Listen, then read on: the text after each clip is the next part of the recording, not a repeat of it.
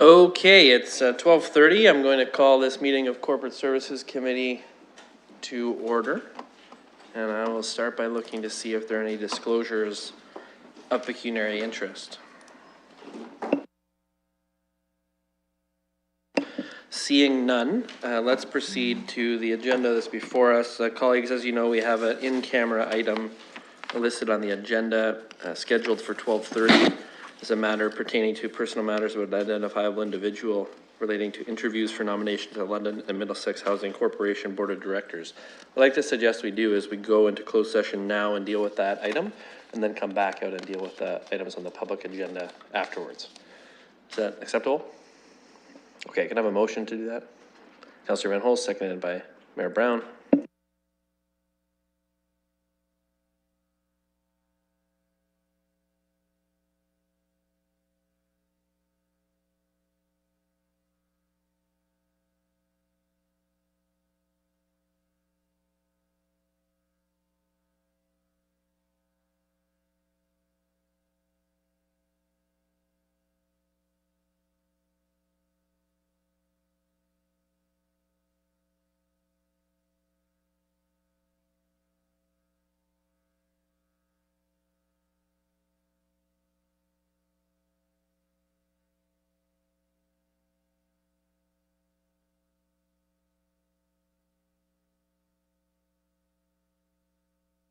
Okay, that's up on the screen. We're voting.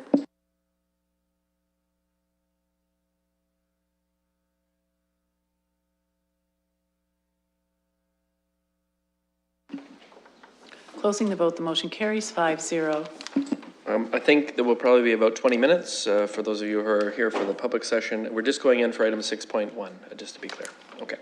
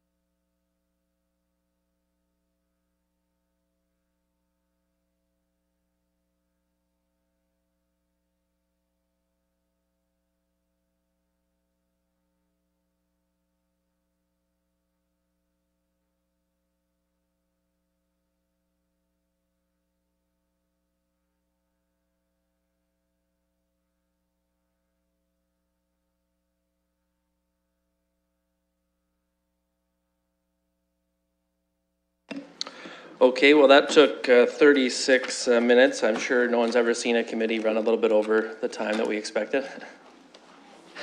Okay, that brings us back to item 2.1. Let's just start with the consent items and see if there's anything that colleagues would like to pull. I'm just looking to committee of those 4 consent items. Councillor Zafman. Thank you, Mr. Chair. I'd like to deal separately with 2.1 and 2.2 if possible. Okay, that leaves 2.3 and 2.4. Can we deal with those together? Yeah. I see a motion from Mayor Brown, seconded by Councillor Zafman. Any discussion? Councillor Van Holst. Yes, since we're selling these properties, I'd just like to know what we were doing with them before, or how we came to be in possession of the properties. Mr. Warner. Yep, through the chair, both properties were vested as due to tax arrears, and you may recall the property at Evangeline, we do have a legal agreement with the Business Development Bank to proceed with a tender of sale of the property. So that's how we received the properties, and we put them to a tender, and I'm suggesting as well that these are very good prices in comparison to what we felt the reserve bids would have been. So that's great, thank you, and thanks for the work on these sales. I'm happy to move both. It has been moved and seconded. I don't see any discussion. Councillor Zafman, go ahead. Thank you, Mr. Chair. Through you, appreciate going through and dispensing with these 2 properties. I know looking through obviously the previous reports, but we as council initiated this asset review a little while ago. One of the things that I just was curious of for the future, will we be seeing an update in terms of a summary of some of the things that have been done as a result or been updated as a result of the asset review? Through the chair, yes, we have an update report that would be coming early in, I believe, around the end of the summer, September, that we would bring back to report on annually on the status of what that is. Thank you for the discussion. I seem to recall that it was Councillor Zafman who initiated that asset review. I think that's what I recall anyway. I don't see any discussion, so perhaps we'll call the question.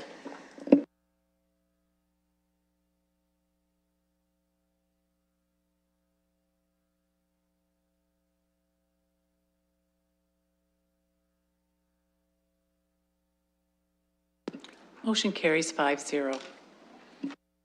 That brings us to item 2.1, which is pulled by Councillor Zafman. This is restricted acts of council after nomination day and voting day. Councillor Zafman. Thank you, Mr. Chair. Sorry, just getting to the right page here. I have it as page 9 on the digital agenda, but it's under the bill, under the bylaw, part 3. Just a question quickly. The appointment or removal of any officer of the municipality, just reading 3.1, council hereby designates, or delegates, its authority to appoint a fire chief to the city manager. So just, that's, I guess we're just looking at that change here. So if we're looking at something in the near future that can be dealt with and not have to come back to council if there's a lame duck situation. I believe that's a question for Mr. Card. That was the intention, Mr. Chairman. The council is prohibited from delegating its authority to appoint the statutory officers under the Municipal Act, but the fire chief is under a different act, and the appointment can be made. And we feel it best that the city manager be authorized to make that appointment. The deputy chiefs can be appointed administratively. So the idea is to provide for continuity in the administration of the fire service. Other questions? Okay, seeing none, is there a mover for 2.1? Councillor Van Holst, is there a seconder? Mayor Brown. Okay, let's open the vote.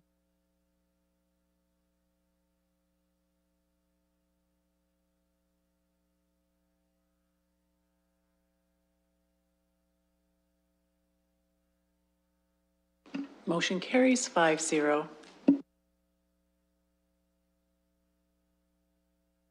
That brings us to item 2.2, the 2018 Reserve Fund Housekeeping Report. I believe it was pulled by Councillor Zafman. Go ahead. Thank you, Mr. Chair.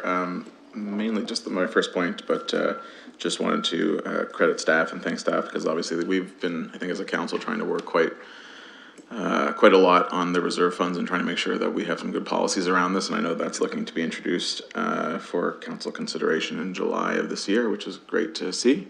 I had one question on, if I recall, under land acquisition reserve fund, and this is on page 21, this is looking, that's a proposed fund bylaw under appendix F. Just the rationale for this one, how often are we seeing properties valued less than $100,000? I just, as a council, I don't recall often seeing this, so I'm wondering, I mean, I think it's probably a good rationale and good reason to have this delegated to staff, but just curious on that point. Through the chair, it is not very often, so that is one of the reasons we had that. The majority are far in excess and would come to council for your deliberations. Any other discussion? Councillor Reynolds? So, given that this is not very often that we would get an entire property for $100,000, does this apply to portions of properties that we might want to purchase? It's through the chair, where there are some occasions where you might purchase a small piece of an abutting property where there might be smaller amounts. Mr. Warner may be able to provide an example or two, but it doesn't happen very often. So I would defer to Mr. Warner if you want a more specific example.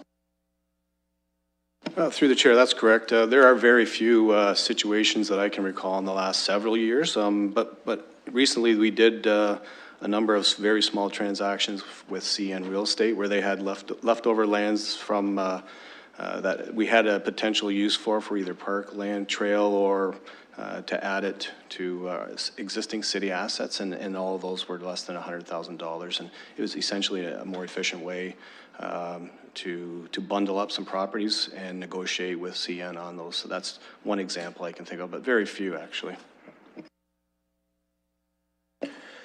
Okay. I believe that's been moved and seconded. No? Has been now. Councillor Zafman, Mayor Brown, thank you. Let's open up the vote.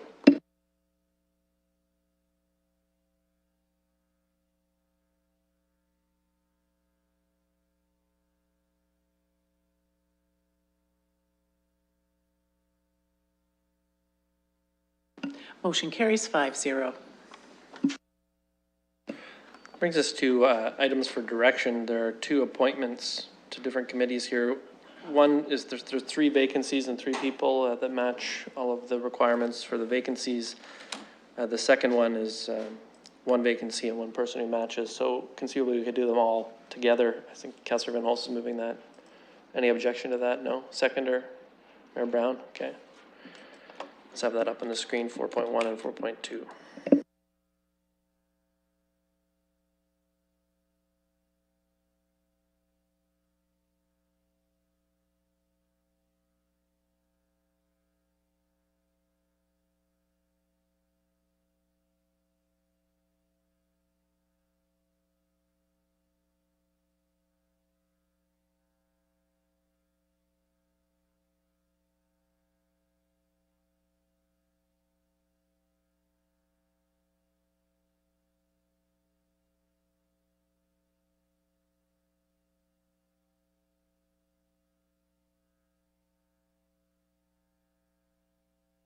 Okay, that vote's open. Motion carries 5-0. Brings us to deferred matters, additional business. The first one is a request for designation of Canada Day London as a municipally significant event. Does anyone like to move that? Councillor Van Holst, seconded by Mayor Brown. Any discussion? Councillor Zafman. Thank you, Mr. Chair. I just had a quick question. I noted that the organizer was located out of Barrie, I think, if I was not mistaken. I just, if anyone has any information, I just wasn't sure if it was a more locally planned or if this is just someone that's initiating stuff from away. Just didn't know if we had any more information. Go ahead, Ms. Rowe. I can tell you that I do know that our Parks and Rec staff are working with this organization in terms of the events at Harris Park.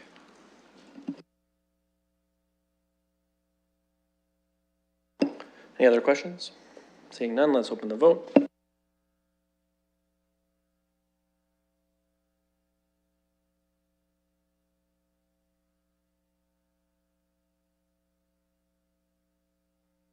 Motion carries 5-0. Brings us to item 5.2, appointment to the London and Middlesex Housing Corporation Board of Directors. As colleagues will know, we were in closed session at our previous meeting and then also today to do interviews. Those interviews are now completed, so as we've done in the past, we're using a ranked ballot to do the voting. There are 2 vacancies and 3 candidates.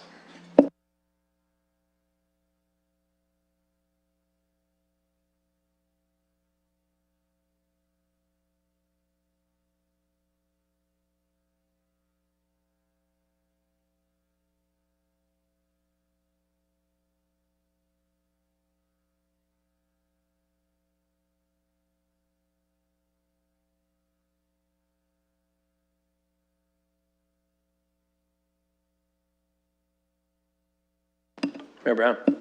I had a question that I'm hoping that Ms. Rowe can answer for us, and that would be, I just want to get this on the public record, whether there would be any conflict for an appointee if they serve on a local not-for-profit that also does work in this field, or if they serve on another advisory committee for City Council. I can tell the committee through the chair that there is no issue with somebody who serves on one of our advisory committee also serving on one of our local boards and commissions. There's nothing written in policy by council to that effect. In terms of a conflict of interest, it is up to an individual to assess under the legislation that's applicable to them to decide whether or not they have a conflict. I can't speak for the individual themselves. They would have to assess what they do and how it matches up with the Conflict of Interest Act. Thank you, Chair. Thank you, Ms. Rowe. Just want that on public record. Appreciate that. If everyone can just turn in their ballots to Ms. Rowe.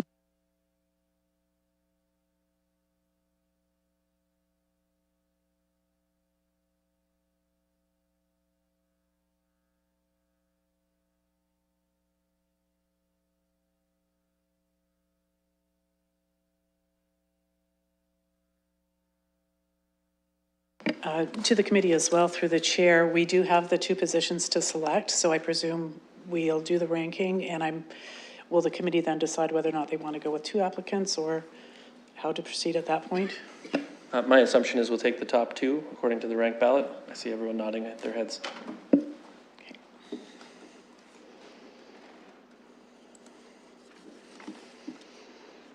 One thing I will say, while we're waiting for the tabulation, is that we are very fortunate to have such a great group of candidates. I know there's 2 vacancies and we have 3 candidates. Just looking at the applications, I think it's very clear we have really talented people who are stepping forward to serve on the advisory committees and at our boards and commissions. And I certainly would encourage anyone who's thinking about doing something like that. We'll be making a lot of appointments. The next council will be making a lot of appointments to the advisory boards, agencies, boards and commissions, next year after most of those positions turn over. And I think there's a lot of great opportunities for service in the community. There's literally hundreds of these positions that need to be filled by people. And I hope people will look into the organizations and consider putting their names forward when those positions become available. I know Councillor Morgan, for example, was first involved in the library board before he was involved on council. And it is a wonderful way of getting involved in the community and giving back to the city.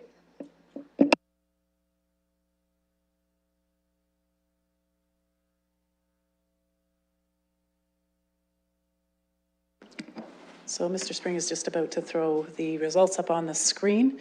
You will see that the individual with that would fall off the bottom, if you will, would be Elizabeth Pelosa, leaving Deborah Peckham and Anna Marie Evans. Just to remind you, it's the person with the lowest score means that they have the most number of 1 votes, so therefore with the higher count means they're lower down on the list. So the one with the highest count again is Elizabeth Pelosa, top 2 being Anna Marie Evans and Deborah Peckham.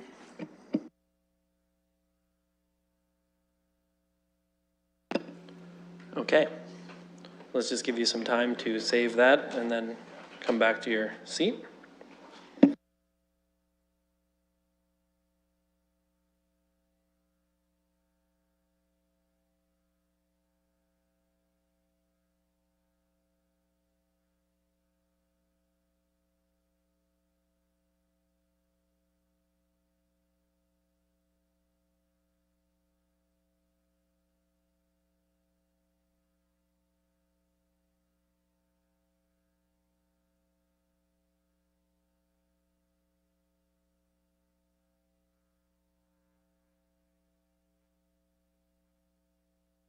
Is there a mover for those two candidates? Committee members? Councillor Van Holst, is there a seconder for that? Councillor Zaifman, thank you. Let's have that up on the screen.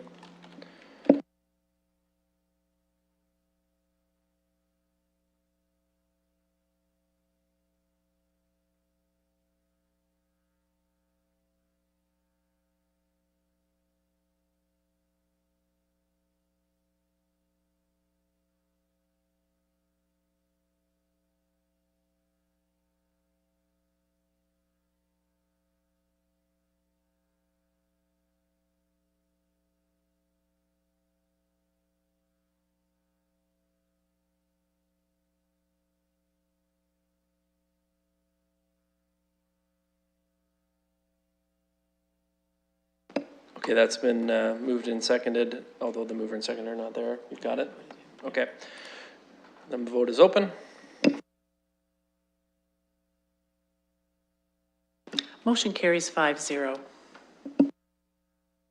Just look to see if there's any additional business for public session. Seeing none, let's have a motion to go back into closed session. We do have one other item, 6.2, to deal with. Moved by Councillor Morgan, seconded by Councillor Van Holst. The reason is listed on the public agenda. See, it's about land acquisition and solicitor-client privileged advice related to that. I'm not going to read the entire reason as it's just printed there in the agenda. Councillor Zaidman? Mr. Chair, just wanted to clarify that we'll be ending the meeting from, or leaving the meeting from that after the closed session. Should this motion carry, we certainly will be adjourning in public session, and we'll advise the media by opening the door and poking our heads out. I think it's Councillor Morgan and Councillor Van Holst. Just for moving and seconding. Here it goes. Okay, Councillor Van Holst, you're going to vote manually? Yes. I heard yay. Okay. Chair, I'm also voting yay.